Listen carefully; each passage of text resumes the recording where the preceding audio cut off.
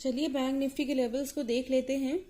यहाँ पे आपको दिख रहा होगा ये जो बॉक्स है, ये टेलीग्राम पे भी अपलोड किया था कि ये फ्राइडे को भी बहुत इंपॉर्टेंट रोल प्ले किया, ये जो रेंज था।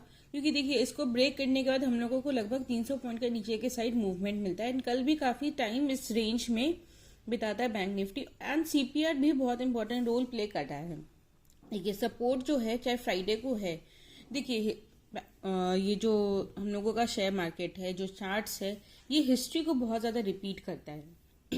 तो सीपीआर भी बहुत इंपॉर्टेंट रोल प्ले कर रहा है 2 दिनों से। यहाँ पे भी सीपीआर फ्राइडे को भी सीपीआर से सपोर्ट ले रहा था एंड कल भी अगेन एंड अगेन सीपीआर से ही सपोर्ट ले रहा है, सीपीआर को तोड़ के नीचे नहीं जा पा रहा है। तो ये 2 चीज़ें हमें ध्यान रखनी है कि ये रेंज एंड सीपीआर। और अगर डे बेसिस पे आते हैं तो डे बेसिस पे देखिए ये रेंज हमारे लिए इंपॉर्टेंट बना हुआ था 25 नवंबर से। काफ़ी टाइम जो है ये डे चार्ट पे लगा रखा है, काफ़ी टाइम तक हम लोगों को इस बॉक्स में ही दिखता है बैंक निफ्टी का चार्ट। ये हम लोगों को फाइनली 9th को मतलब फ्राइडे को इसके थर्सडे को तो इसके ऊपर क्लोजिंग दे देता है, क्योंकि क्या होता है एक्सपायरी के दिन बुलिश मूवमेंट आता है, इलेक्शन के भी रिजल्ट्स का कुछ इफेक्ट रहता है, कुछ एक्सपायरी का वोलेटिलिटी है, उसके कारण हम लोगों को अच्छा खासा वोलेटिलिटी वाला मूवमेंट मिलता है, बुलिश ट्रेंड मिलता है, ऊपर की तरफ इसके बॉक्स के ऊपर क्लोजिंग देता है।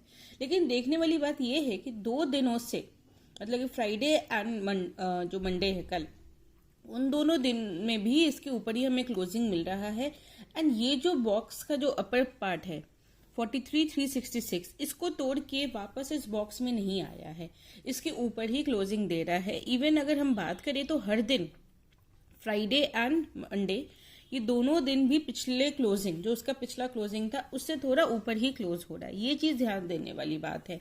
एंड अगर हमें नीचे के साइड का जो रूम है वो तब ओपन होगा ये जब 43,366 का लेवल अगर नीचे की तरफ ब्रेक होता है तभी हमें पुट साइड मतलब कि जाना है, नहीं तो ऑब्वियसली इंट्राडे के लिए हम लोग जा सकते हैं, लेकिन ये आपको एक बहुत इंपॉर्टेंट लेवल बन के निकल के आ रहा है बैंक निफ्टी में। अभी नहीं तो क्या है, अगर मान लीजिए कि ये वाला जो हाई है जो फ्राइडे को बना वो हाई लगभग था 43,834, अगर इसको ब्रेक करेगा तब हमें हो सके ऊपर की तरफ 100 पॉइंट्स का और मूव दिखा सकता है। ऊपर की तरफ भी हमें अच्छा खासा रूम है, जब तक इन लेवल्स को ब्रेक नहीं करता है, बार बार सपोर्ट लेके वो नीचे आ भी जाएगा तो वो यहाँ पे बायर्स एक्टिव हो जाते हैं एंड उसको ऊपर लेके चले जाते हैं। तो देखिए कभी भी जब भी कल सारे दिन वो नीचे आने का कोशिश कर रहा है, यहाँ पे बायर्स एक्टिव हो रहे हैं एंड फाइनली जो ये जो रेंज था कल का, ये जो बॉक्स है इसी बॉक्स में क्लोजिंग हुई। ये जो लेवल है, ये जो रेंज है, ये सारे रेंज बहुत इंपॉर्टेंट होते हैं ताकि आप जो है छोटे छोटे मूवमेंट को, अगर आप स्कैल्पर्स भी हैं तो आप इस छोटे छोटे मूवमेंट को पकड़ पाते हैं। एंड देखिए बैंक निफ्टी फ्यूचर में अगर आते हैं तो यहाँ पे ये जो लेवल है 43,740 अगर ये ब्रेक होगा तभी हमें बैंक निफ्टी में थोड़ा सा नेगेटिव दिखेगा, नहीं तो अभी भी यहाँ पे सपोर्ट ले सकता है। देखिए बाइंग की वॉल्यूम अच्छी खासी आ जाती है जब भी बैंक निफ्टी नीचे जाने का कोशिश करता है, नीचे के लेवल्स पे हमें बाइंग मिल रही है। सबसे ज़्यादा इसका जो रीज़न है वो है एचडीएफसी का यहाँ पे चार्ट देखिए, एचडीएफसी एंड बैंक निफ्टी के अगर चार्ट को देखें, बैंक निफ्टी फ्यूचर का भी चार्ट को देखें तो काफ़ी ज़्यादा रेप्लिकेट कर रहा है। तो यहाँ पे एचडीएफसी को वीक होने के लिए 1638 को ब्रेक करना पड़ेगा। कल का हालांकि अगर चार्ट देखे तो अपने पिछले हाई को नहीं तोड़ पा रहा है, अच्छा मूव दिया एचडीएफसी, लेकिन उसके बाद ये ट्रेंड लाइन बनाता है एंड इस जो पिछला हाई है उसको ब्रेक करके एक न्यू हाई नहीं बना पा रहा है। लेकिन बात तब होता अगर कल ये इस लेवल को ब्रेक कर देता 1638 के लेवल को, तो फिर हमें लगता है कि एचडीएफसी वीक हो गया है। बावजूद इस ट्रेंड के यहाँ पे जो ट्रेंड बन रहा है इस लेवल को ब्रेक नहीं कर पाया, तो हो सके आज भी हमें एचडीएफसी में ऊपर की तरफ का मूवमेंट मिल जाए वापस से। जो कल का हाई था 1653, इस हाई को टच करने के बाद और ज्यादा ऊपर की तरफ 50 पॉइंट्स का मूव हमें 1700 तक भी दिखा सकता है। नीचे के मूव के लिए ऑब्वियसली हमें अभी वेट करना पड़ेगा 1638 के लिए, एंड जब तक एचडीएफसी वीक नहीं होता है हमें बैंक निफ्टी में वीकनेस नहीं मिलेगा। बैंक निफ्टी अभी भी काफी स्ट्रांग है। कोटक में देखें, कोटक रेंज में ही रहा।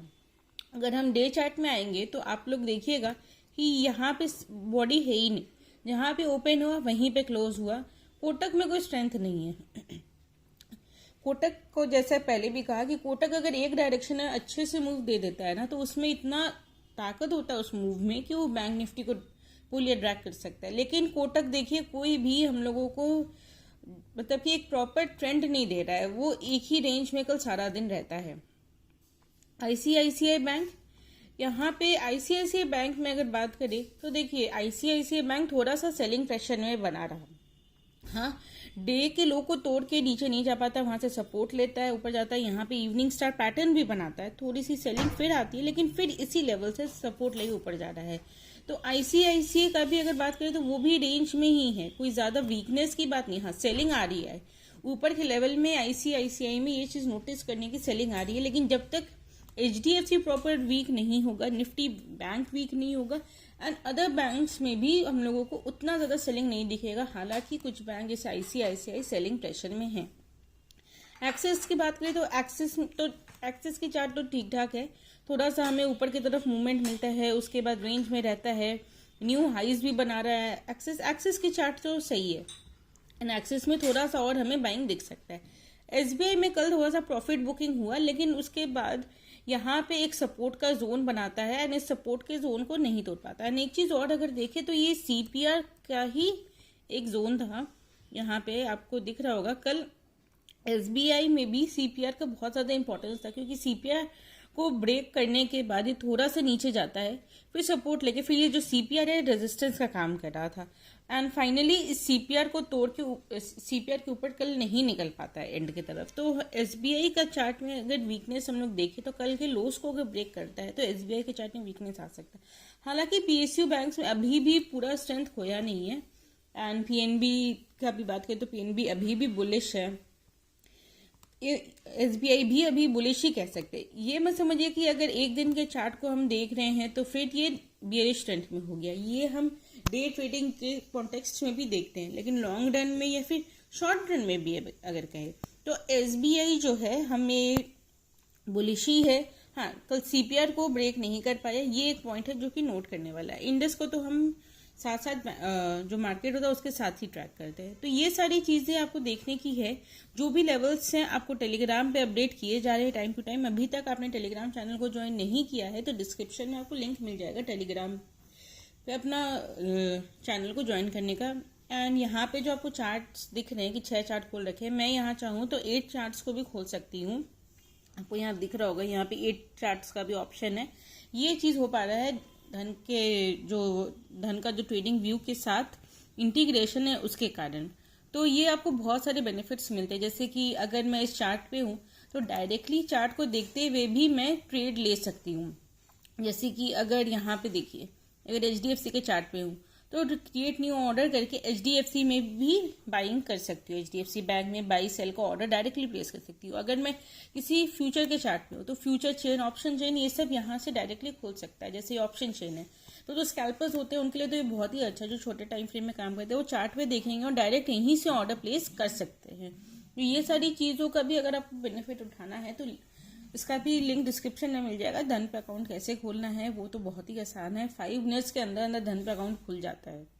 एंड ब्रोकरेजेस काफी कम है, ₹20 है। आप किसी भी एफएनओ सेगमेंट में काम कीजिए, चाहे आप इक्विटी करो, इंडाइसेस करो, कमोडिटी करो, एंड फीमेल ट्रेडर्स को तो उसका 50% ₹10 ही लगता है। एंड सेकेंडली जो एक बहुत इंपॉर्टेंट चीज मुझे लगती है कि सुबह में आप बैंक निफ्टी इक्विटी में काम करने का तो उसी पैसे से शाम में कमोडिटी में भी काम कर पाते हो। ये बहुत सारे ब्रोकर्स इस चीज का फैसिलिटी नहीं देते कि एक सेगमेंट का पैसा दूसरे सेगमेंट में यूज कर सको, लेकिन धन पे ये मिलता है। तो मिलते हैं ट्रेडिंग आवर्स में, एंड जो भी लाइव मार्केट के साथ अपडेट होगा वो आपको टेलीग्राम पे भी मिल जाएगा। एंड मैं बहुत सारी यूट्यूब पे वीडियो शॉर्ट्स वगैरह डालती रहती हूँ।